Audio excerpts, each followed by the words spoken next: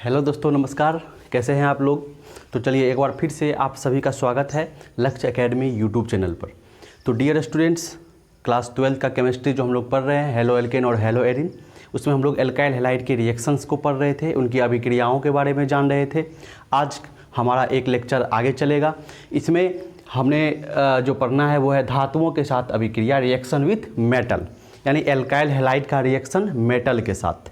इससे पहले मैंने आपको क्या पढ़ाया, न्यूक्लियोफिलिक सब्स्टिट्यूशन पढ़ाया, नाभिक रागी प्रतिस्थापन एल्काइल हैलाइड का, एलिमिनेशन रिएक्शन विलोपन अभिक्रिया पढ़ाया, और तीसरे नंबर पर जो आता है वो है रिएक्शन विथ मेटल, धातुओं के साथ अभिक्रिया।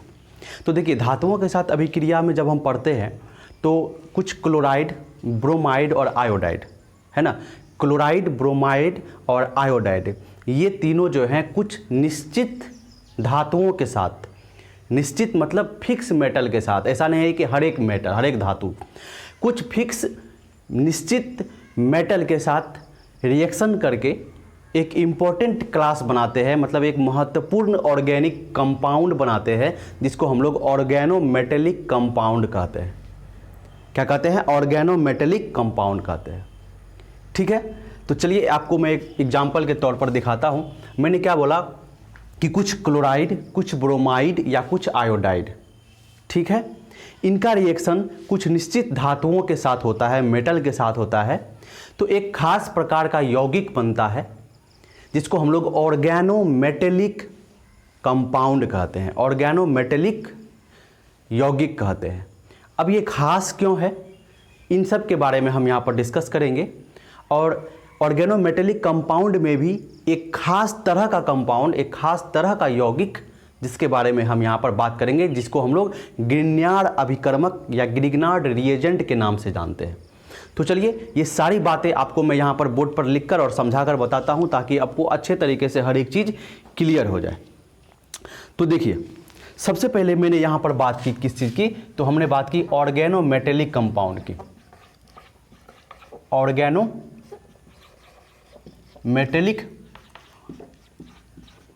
कंपाउंड की।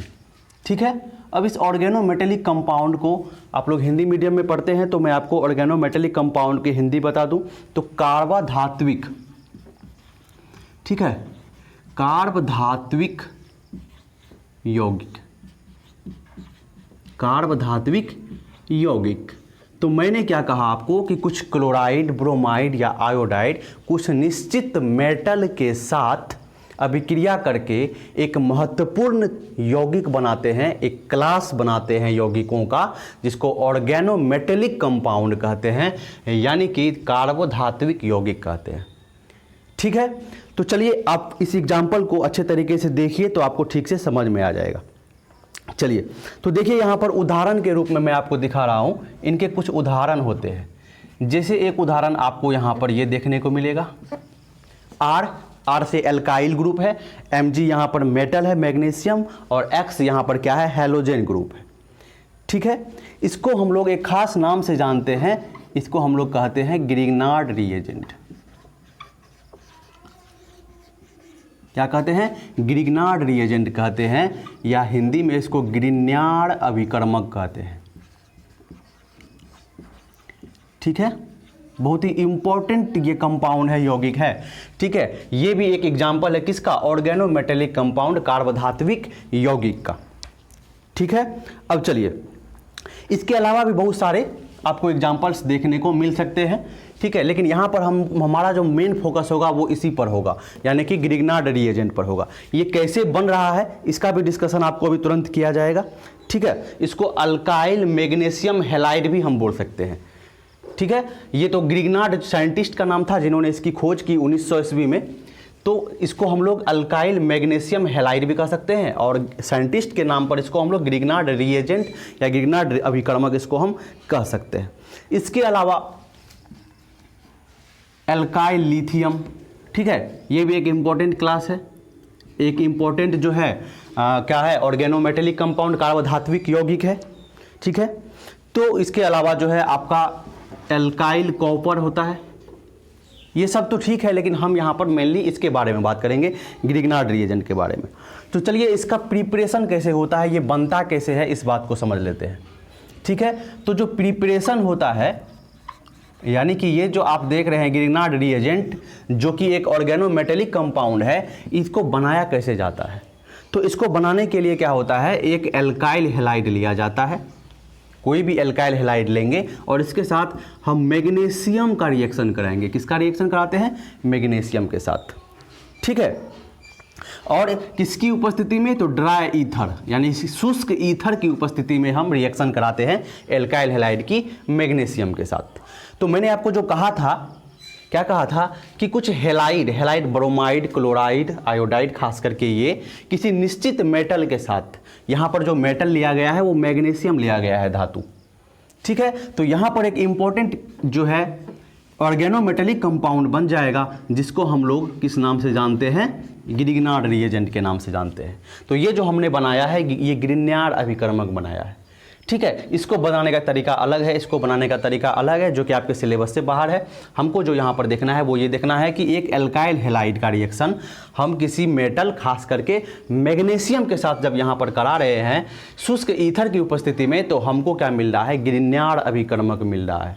तो 1900 ईस्वी में ग्रिग्नार्ड नाम के वैज्ञानिक ने इस तरह के रिएक्शन को कराकर एक खास ऑर्गेनोमेटेलिक कंपाउंड को पाया, कार्बधात्विक यौगिक को पाया, जिसको ग्रिग्नार्ड अभिकर्मक कहा गया इस साइंटिस्ट के नाम पर, ठीक है। उसी तरह आप देख रहे हैं यहाँ पर एल्काइल लिथियम है, ये भी एक ऑर्गेनोमेटेलिक कंपाउंड है। ये कैसे बना होगा? ये कैसे बना होगा? तो कोई बात नहीं है, यहाँ पर क्या होगा? मेटल जो धातु लिया गया होगा, यहाँ पर मैग्नीशियम लिया गया, क्या बनाने के लिए? ग्रिग्नार्ड अभिकर्मक बनाने के लिए। लेकिन ये बनाने के लिए यहाँ पर लिथियम लिया गया होगा, जो कि एक धातु है।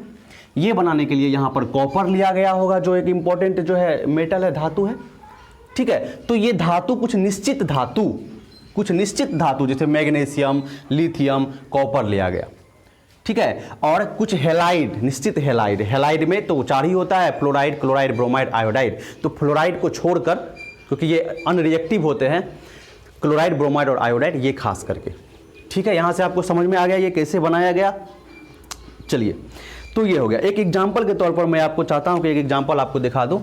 तो देखिए, एक एग्जाम्पल देख लीजिए, C2H5Cl है, ठीक है। इसका रिएक्शन मैग्नीशियम के साथ कराया जा रहा है, तो क्या हो जाएगा? ये बन जाएगा आपका C2H5, ठीक है। C2H5 के साथ क्या आ जाएगा? मैग्नीशियम आ जाएगा, ठीक है। और साथ में इसके क्या होगा? Cl होगा, ठीक है। इसको हम बोलेंगे इथाइल, इसको क्या बोलेंगे हम लोग? Ethyl magnesium chloride. Ethyl magnesium chloride क्या चीज़ है ये? अरे ये ग्रिग्नार्ड अभिकर्मक है, ग्रिग्नार्ड अभिकर्मक है। जैसे ही हम मैग्नीशियम को देखेंगे तो हमको अनुमान लग जाना चाहिए कि ये क्या चीज़ है? ग्रिग्नार्ड अभिकर्मक है, जो कि एक कार्बधात्विक यौगिक है। क्लियर है? चलिए, अब आगे की हम यहाँ पर बात करते हैं, ठीक है।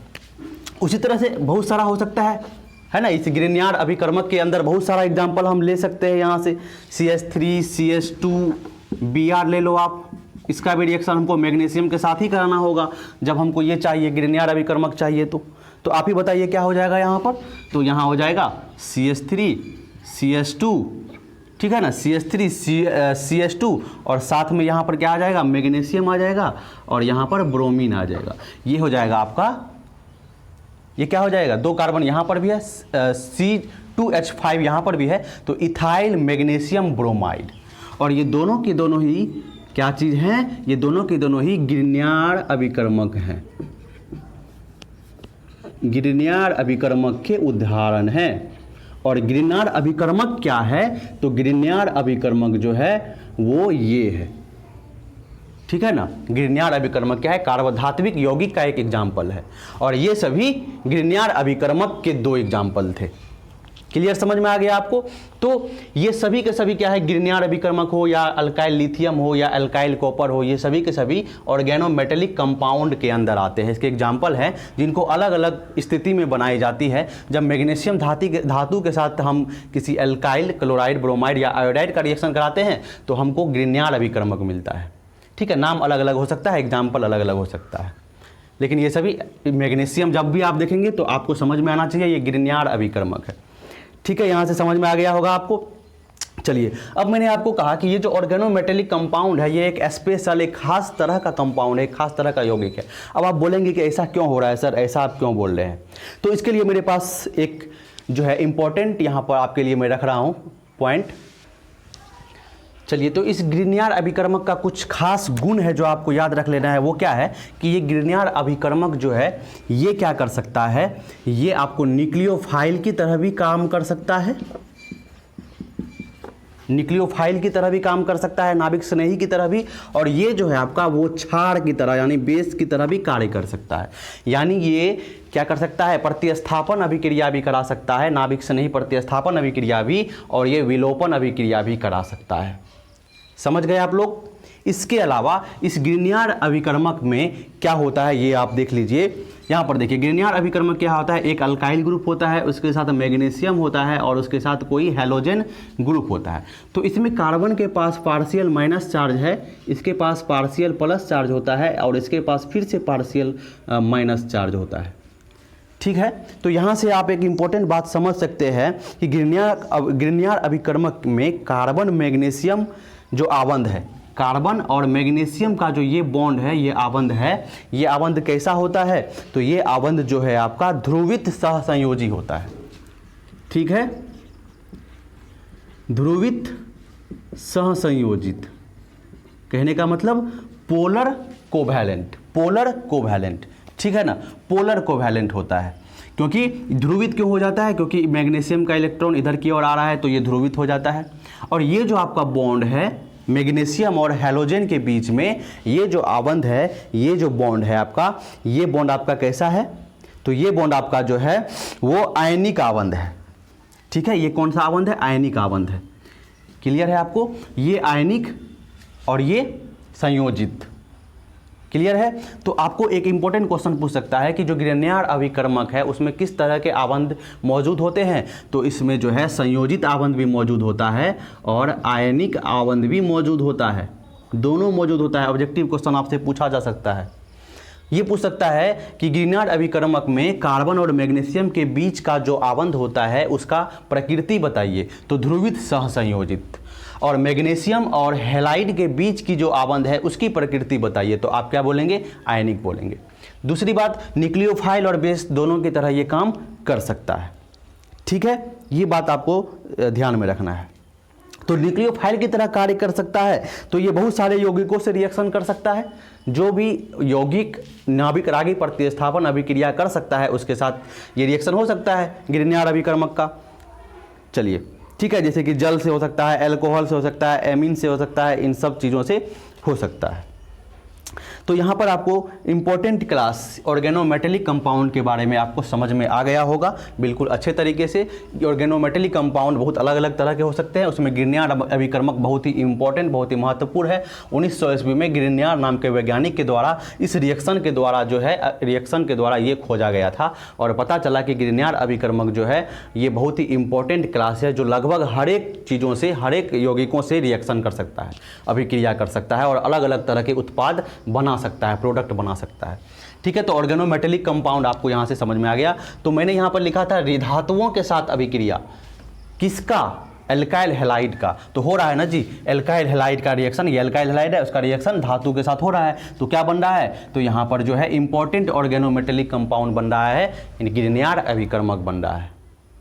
ठीक है, समझ गए ग्रिग्नियार अभिकर्मक के कुछ एग्जांपल्स के बारे में, इसके नेचर प्रकृति के बारे में, इसके आबंध की प्रकृति के बारे में, और ये किस तरह से न्यूक्लियोफाइल बेस दोनों की तरह कार्य कर सकता है इसके बारे में। चलिए अब आगे की बात करते हैं। चलिए, धातुओं के साथ अभिक्रिया हम लोग पढ़ रहे हैं, तो यहाँ पर जो है आपको वुड्स रिएक्शन, ठीक है ना, वुड्स रिएक्शन यहाँ पर पढ़ लेना होगा। वुड्स रिएक्शन, तो इसमें भी जो एल्काइल हैलाइड है वो धातु के साथ ही रिएक्शन करता है। ठीक है, लेकिन वुड्स रिएक्शन अभिक्रिया जो है ये किस तरह से अलग है इसको आप लोग देख लीजिए। तो यहाँ पर क्या होता है कि एल्काइल हैलाइड, कोई भी एल्काइल हैलाइड सोडियम के साथ रिएक्शन करता है। किसके साथ, सोडियम के साथ रिएक्शन करता है शुष्क ईथर की उपस्थिति में। शुष्क ईथर की उपस्थिति में कोई भी एल्काइल हैलाइड सोडियम के साथ रिएक्शन करता है शुष्क ईथर की उपस्थिति में। तो यहाँ पर क्या होता है, अल्केन बनता है और सोडियम हेलाइड बनता है, अल्केन बनता है और सोडियम हेलाइड बनता है। ठीक है, एग्जाम्पल के रूप में आप देख लीजिए, मैंने यहाँ पर लिया CH3Cl, ये क्या चीज़ है, मिथाइल क्लोराइड है। इसका रिएक्शन हम सोडियम के साथ कराना चाहते हैं शुष्क ईथर की उपस्थिति में, तो क्या हो जाएगा, तो आप बताइए, यहाँ पर हो जाएगा CH3CH3, ठीक है, एल्काइल एल्काइल हो जाएगा और प्लस यहाँ पर हो जाएगा आपका NaCl, ठीक है, NaCl हो जाएगा और जो CH3 यहाँ पर है ये डबल हो जाएगा, R हो जाएगा, तो ये जो आपका बन गया, ये क्या बन गया, एल्केन बन गया। ठीक है, तो यानी कि वुड्स अभिक्रिया की मदद से हम लोग क्या बना सकते हैं, एल्केन बना सकते हैं, हायर एल्केन बना सकते हैं। तो इसको हम लोग कहते हैं वुड्स अभिक्रिया। एल्काइल हैलाइड यहाँ पर एक मेटल के साथ, धातु के साथ रिएक्शन कर रहा है। तो इसमें जो हम लोगों ने पढ़ा वो भी क्या पढ़ा कि जो है एल्काइल हैलाइड का रिएक्शन धातुओं के साथ, तो वहाँ पर पढ़े थे मैग्नीशियम के साथ, तो ऑर्गेनोमेटेलिक कंपाउंड बनता था। यहाँ पर जो है सोडियम के साथ, सोडियम के साथ एल्काइल हैलाइड रिएक्शन करेगा तो क्या ऑर्गेनोमेटेलिक कंपाउंड नहीं बनेगा। पहले ही बताया था ना कि जो धातु है कुछ निश्चित धातु के साथ अभिक्रिया करने पर ही ऑर्गेनोमेटेलिक कंपाउंड बनता है, कार्बोधात्विक यौगिक बनता है। ये बात आपको याद रखना है। सोडियम से कराने पर कार्बोधात्विक यौगिक नहीं बनेगा, इसमें कन्फ्यूजन होने की बात नहीं है कि सर यहाँ ये भी कार्बोधात्विक यौगिक है, कहाँ से दिख रहा है कार्बोधात्विक यौगिक। कार्बोधात्विक यौगिक में तो बताया मैंने कैसे कैसे प्रकृति होती है उसके आबंध की।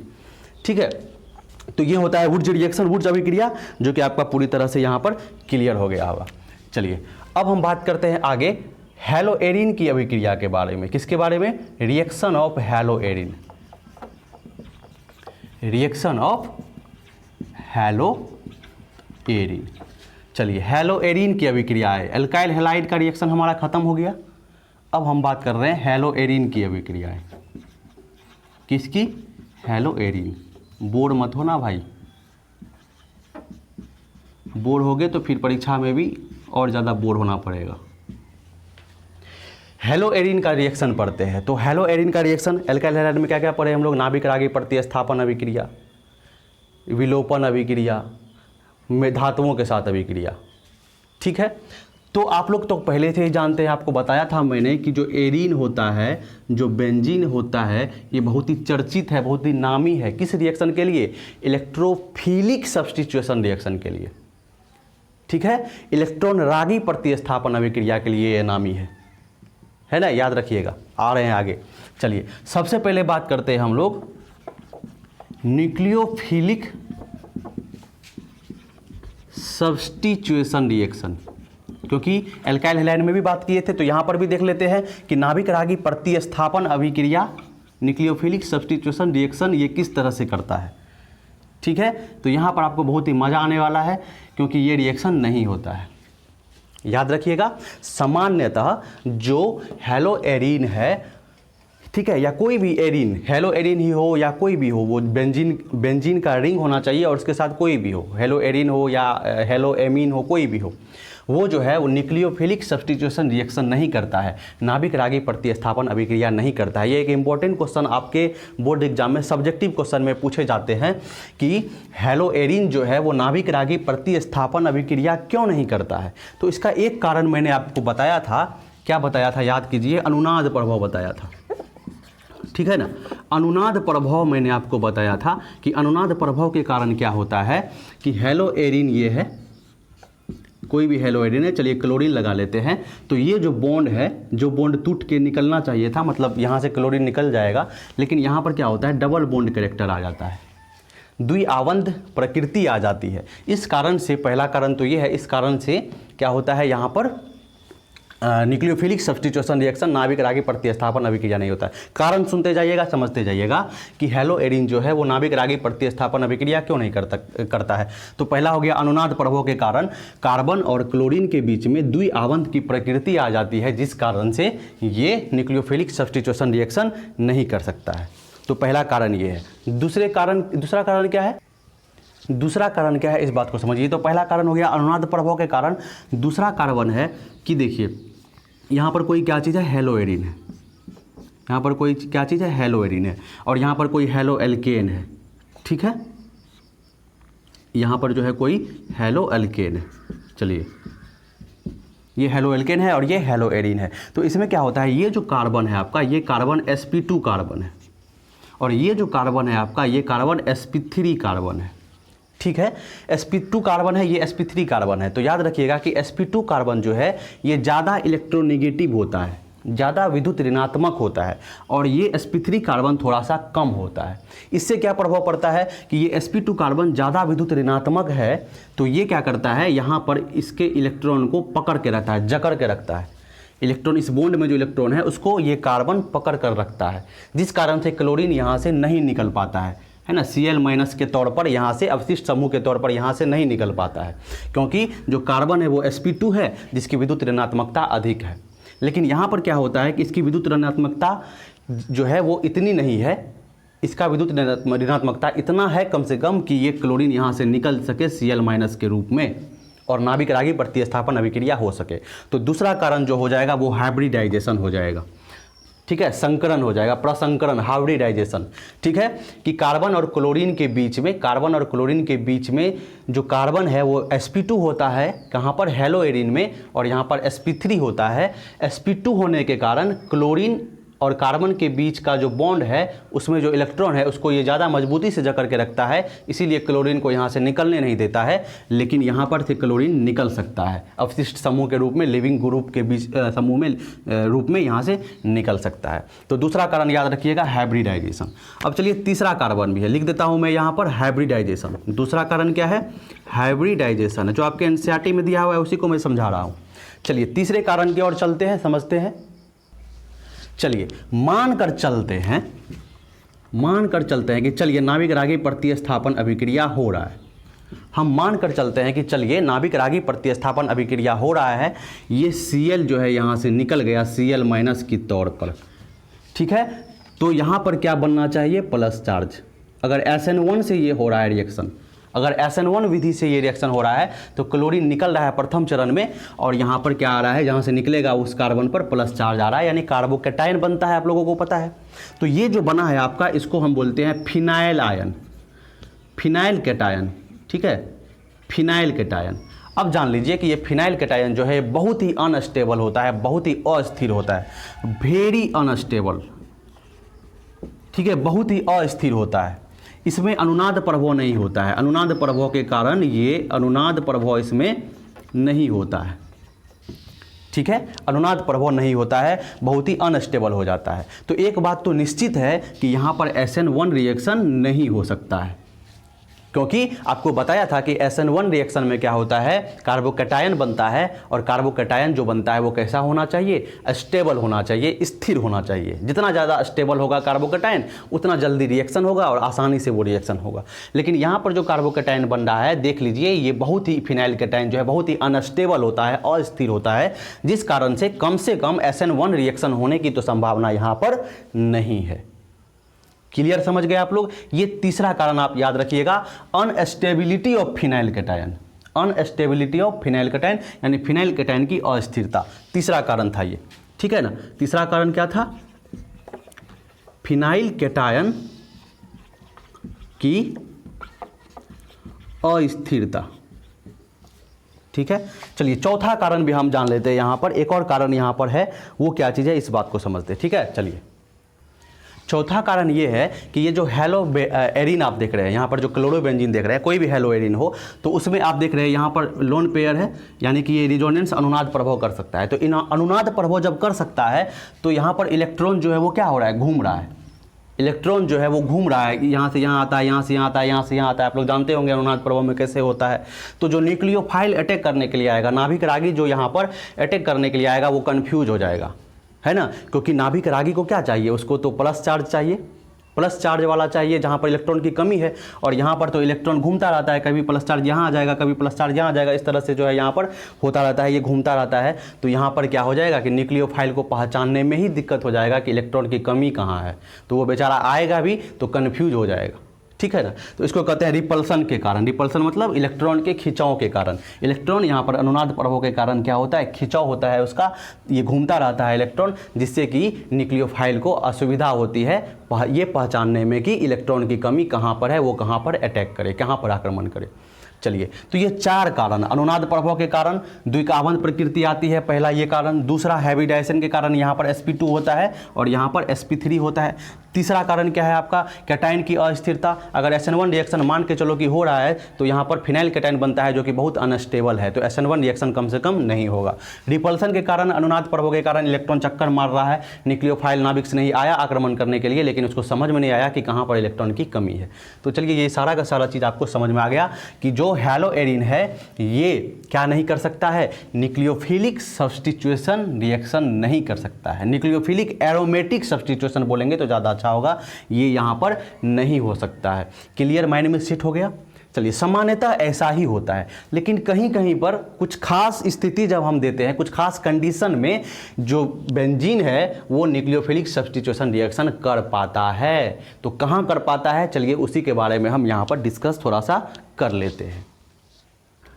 चलिए, अपने कहानी को आगे बढ़ाते हैं। तो यहाँ पर देख लीजिए, आपके सामने लिखा हुआ है हाइड्रोक्सिल समूह द्वारा प्रतिस्थापन। क्या लिखा हुआ है, हाइड्रोक्सिल समूह द्वारा प्रतिस्थापन, सब्स्टिट्यूशन बाय हाइड्रोक्सिल समूह। हाइड्रोक्सिल समूह आप लोग जानते हैं क्या होता है, OH होता है, ठीक है। तो यहाँ पर देख लीजिए आप, यहाँ पर क्या है आपका क्लोरोबेंजीन है। यहाँ पर देखिए कि यहाँ पर से क्लोरीन हटकर यहाँ पर क्या आ रहा है, OH आ रहा है, यानी कि मेरे कहने का मतलब क्लोरोबेंजीन से यहाँ पर फिनॉल बन रहा है। क्या बन रहा है, फिनॉल, इसको हम लोग फिनॉल कहते हैं। तो देखिए, अभी मैंने आपको बताया था कि ये न्यूक्लियोफिलिक सब्स्टिट्यूशन रिएक्शन नहीं करता है, लेकिन इस केस में ये न्यूक्लियोफिलिक सब्स्टिट्यूशन रिएक्शन कर रहा है। तो यहाँ पर एक आखिर ऐसी क्या संभावनाएं बनी, आखिर ऐसा यहाँ पर क्या हुआ कि ये नाभिक रागी प्रतिस्थापन अभिक्रिया कर पा रहा है। तो इस बात को समझिए, ये आपका क्लोरोबेंजीन है। देखिए यहाँ पर रिएक्शन हो रहा है किस चीज़ का, तो ये बेस है आपका, स्ट्रॉन्ग बेस क्षार है ये NaOH। 623 केल्विन टेम्परेचर, आप समझते हैं बहुत ज़्यादा टेम्परेचर हुआ ये। 300 एटमॉस्फेरिक प्रेशर, वायुमंडलीय दाब, ये भी बहुत ज़्यादा हुआ। तो फर्स्ट स्टेप में हम लोग NaOH 623 kelvin temperature 300 atmospheric pressure पर इसका रिएक्शन कराते हैं, ट्रीटमेंट करते हैं इसका। और दूसरे नंबर पर फिर हाइड्रोलिसिस करते हैं, यानी कि H+ से क्या करते हैं, इसका रिएक्शन कराते हैं, तब जाकर जो है कहीं हमारा फिनॉल मिल जाता है। तो ये खास स्थिति में, ये खास कंडीशन दिया जाने पर ही क्या हो सकता है कि haloarene nucleophilic substitution reaction कर सकता है। यहाँ पर देख रहे हैं आप, क्लोरोबेंजीन से क्या बन रहा है, यहाँ पर फिनॉल बन रहा है। अब आप कहेंगे कि यहाँ पर आप आयोडीन क्यों नहीं ले रहे हैं, यहाँ पर आप ब्रोमीन क्यों नहीं ले रहे हैं, यहाँ पर आप जो है आयोडीन, फ्लोरीन क्यों नहीं ले रहे हैं, ब्रोमीन क्यों नहीं ले रहे हैं। तो मैं आपको कहूँगा कि ये जो क्लोरीन है ये ज़्यादा रिएक्टिव होता है, जो क्लोरोबेंजीन है ये ज़्यादा रिएक्टिव होता है, ठीक है, इसीलिए ये कर पाता है। दूसरा लेंगे तो फिर ये कंडीशन देने पर भी ये काम नहीं हो पाएगा, तो क्लोरोबेंजीन लेकर ही ये काम हो सकता है, ठीक है। चलिए, ये हो गया, क्या बन गया आपका, फिनॉल बन गया। अब देखिए, इसके बाद ये जो केस है ये कुछ अलग केस है। ये केस क्या है आपका कि देखिए, हमने क्या किया है, यहाँ पर एक NO2 ग्रुप, नाइट्रो इसको बोलते हैं, नाइट्रो समूह हमने यहाँ पर क्या कर दिया है, पैरा स्थिति पर लगा दिया है। किस स्थिति पर लगा दिया है, पैरा स्थिति पर। तो जब हम क्लोरोबेंजीन के साथ किसी NO2 समूह को, NO2 क्या है, NO2 है आपका पावरफुल इलेक्ट्रॉन विथड्रॉइंग ग्रुप है, शक्तिशाली इलेक्ट्रॉन अपनयक समूह, ठीक है। अपनयक, इलेक्ट्रॉन अपनयक समूह वो होता है जो इलेक्ट्रॉन को अपनी ओर खींचता है।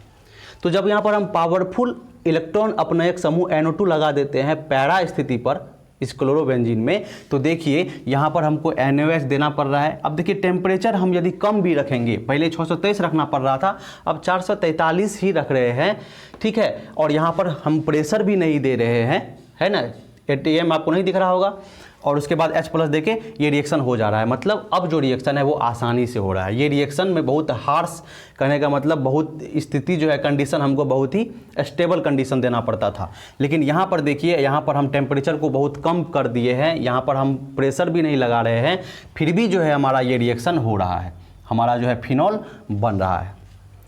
तीसरा स्थिति में देखिए यहाँ पर कि NO समूह को, नाइट्रो समूह को, एक और नाइट्रो समूह को हम क्या कर दिए हैं, यहाँ पर लगा दिए हैं, ठीक है। ये ऑर्थो जगह है आपका, और ये क्या जगह है, पैरा जगह पर है, ठीक है। एक और हम NO2 को ले आए और ऑर्थो जगह पर लगा दिए। अब देखिए, अब स्थिति और बदल गई है। अब यहाँ पर NaOH तो दे रहे हैं, लेकिन अब टेम्परेचर देखिए कितना कम हो गया है, यानी कि बहुत कम टेम्परेचर पर 368 पर ही हमारा जो है ये रिएक्शन हो पा रहा है, ठीक है। और यहाँ पर देख लीजिए आप 443 लगता था। तो टेम्परेचर कम करते जा रहे हैं, कहने का मतलब क्या चीज़ कि हमको अब उतना ज़्यादा स्टेबल कंडीशन नहीं चाहिए, कम स्टेबल में भी, स्थिति में भी, कम तापमान पर भी ये रिएक्शन हो पा रहा है। और इसमें आप देखिए यहाँ पर हमने क्या कर दिया, ऑर्थो पर, दोनों ऑर्थो पर लगा दिया NO2 और पैरा पर NO2 लगा दिया यहाँ पर नाइट्रो। अब देखिए, अब हम यहाँ पर केल्विन में टेम्परेचर दे रहे थे, अब इसको सिर्फ गर्म पानी में, उबलते हुए पानी में इसको हम रिएक्शन करा सकते हैं। उबलते हुए पानी में अगर हम डाल देंगे तो ये रिएक्शन हो जाएगा, ये फिनॉल बन जाएगा। चलिए, अब आपके मन में ये क्वेश्चन आ रहा होगा कि सर इस नाइट्रो ग्रुप को लगा देने पर आखिर ये रिएक्शन इतने आसानी से क्यों हो रहा है, आखिर ये रिएक्शन इतनी आसानी से क्यों हो रहा है, आखिर इसका कारण क्या है। तो देखिए, इसके लिए NO2 जो है, ये आपका NO2 नाइट्रो समूह कहते हैं। ये एक पावरफुल इलेक्ट्रॉन विथड्रॉइंग ग्रुप है, इलेक्ट्रॉन को खींचने वाला समूह है, दूसरे से इलेक्ट्रॉन क्या करता है, खींच लेता है, शक्तिशाली इलेक्ट्रॉन अपनयक समूह है। तो आपके मन में ये क्वेश्चन आ रहा होगा, पहली बात तो नाभिक रागी प्रतिस्थापन अभिक्रिया होता ही नहीं है हेलोएरिन का, तो यहाँ पर कैसे हो रहा है, तो यहाँ पर बहुत ही स्टेबल कंडीशन देने पर हो रहा है। इसके अलावा दूसरे कंडीशन में ये रिएक्शन नहीं हो पाएगा। उसके अलावा क्या हो रहा है कि ये जो कंडीशन है वो बदलता जा रहा है, बदलता जा रहा है। जब हमने NO2 समूह को लगाया और जैसे जैसे इसका संख्या हम बढ़ा रहे हैं तो क्या हो रहा है कि सामान्य तापमान पर ये रिएक्शन होने लगा है, बहुत ही आसानी से ये रिएक्शन होने लगा है। और एक और बात आप याद रखिएगा कि सिर्फ हम यहाँ पर पैरा जगह पर ही लगाए हैं या ऑर्थो जगह पर ही लगाए हैं।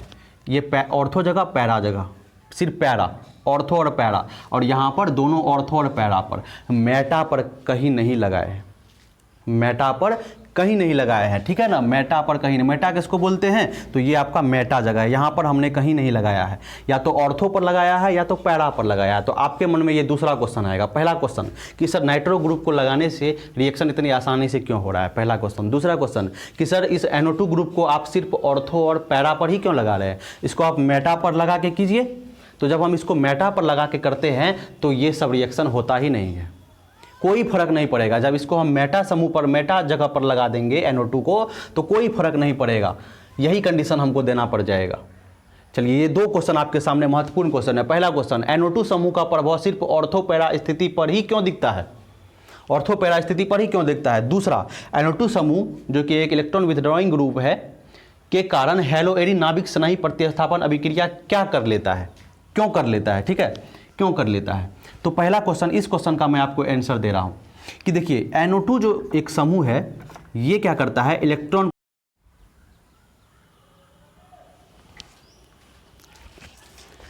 तो सबसे पहले मैं आपको इस क्वेश्चन का आंसर बताता हूं कि NO2 समूह के कारण हेलोएरिन नाभिक स्नेही प्रतिस्थापन अभिक्रिया को इतनी आसानी से कैसे कर पाता है। तो देखिए, NO2 जो है ये एक क्या है, इलेक्ट्रॉन विथड्रॉइंग ग्रुप है, ठीक है, इलेक्ट्रॉन को अपनी ओर खींचने लगता है। तो इलेक्ट्रॉन का जो घनत्व है इस बेंजीन रिंग पर, इस बेंजीन के वलय पर जो इलेक्ट्रॉन घनत्व है वो क्या हो जाएगा, कम हो जाएगा, ठीक है, क्योंकि NO2 ग्रुप सबको क्या कर रहा है, अपने ओर खींच रहा है। अब यहाँ पर जैसे ही इलेक्ट्रॉन डेंसिटी कम हो जाएगा तो जो न्यूक्लियोफाइल है ये तो हमेशा इंतजार में रहता है कि कहाँ पर इलेक्ट्रॉन कम हो रहा है। तो जैसे ही इसको क्या दिखेगा, बेंजीन पर इलेक्ट्रॉन घनत्व कम दिखेगा, ये फटाक से जाकर क्या कर देगा, उस पर आक्रमण कर देगा, तो न्यूक्लियोफाइल आक्रमण करना शुरू कर देगा। तो यहाँ से क्या हो जाएगा, बहुत ही आसानी से जो है ये नाभिक रागी प्रतिस्थापन अभिक्रिया करने लगेगा NO2 को लगाने के कारण, ठीक है। तो ऐसा नहीं है कि इलेक्ट्रॉन विथड्रॉइंग ग्रुप सिर्फ NO2 ही है, बहुत सारा बहुत सारा ऐसा इलेक्ट्रॉन विथड्रॉइंग ग्रुप है, बहुत सारा ऐसा है जो इलेक्ट्रॉन को अपनी ओर खींचता है। लेकिन यहाँ पर कौन सा चाहिए हमको, पावरफुल इलेक्ट्रॉन विथड्रॉइंग ग्रुप जो अपनी पूरी शक्ति से इलेक्ट्रॉन को अपनी ओर खींच सकता है। क्लियर है, इसीलिए यहाँ पर NO2 को लगाया गया। ये पहला, इस क्वेश्चन का आंसर आपको मिल गया। अब आप कहेंगे कि सर ये बताइए हमको कि NO2 समूह जो है वो आप जो है धोखेबाजी कर रहे हैं सर, आप क्या कर रहे हैं कि सिर्फ देखिए ऑर्थो पर लगा रहे हैं और पैरा पर लगा रहे हैं, ऑर्थो और पैरा पर लगा रहे हैं, आप मेटा पर नहीं लगा रहे हैं। आप इस जगह पर लगा कर दिखाइए ना हमको। तो देखो बाबू, अगर हम मेटा जगह पर लगाएंगे तो कोई फर्क नहीं पड़ेगा। इसी NO2 समूह को जब हम मेटा ग्रुप पर लगाएंगे तो कोई फर्क नहीं पड़ेगा, हमको यही स्थिति करना पड़ेगा, यही कंडीशन देना पड़ेगा। तो यहाँ पर मेटा पर लगाओ या ना लगाओ कोई फर्क नहीं पड़ेगा रिएक्शन के रेट पर। जितनी आसानी से यहाँ पर पैरा और ऑर्थो पर लगाने से ये रिएक्शन हो रहा है, मेटा पर लगाने से कोई फर्क नहीं पड़ेगा। अब आप पूछेंगे सर ऐसा क्यों होता है, तो चलिए इसी क्वेश्चन का आंसर मैं आपको आगे दे रहा हूँ।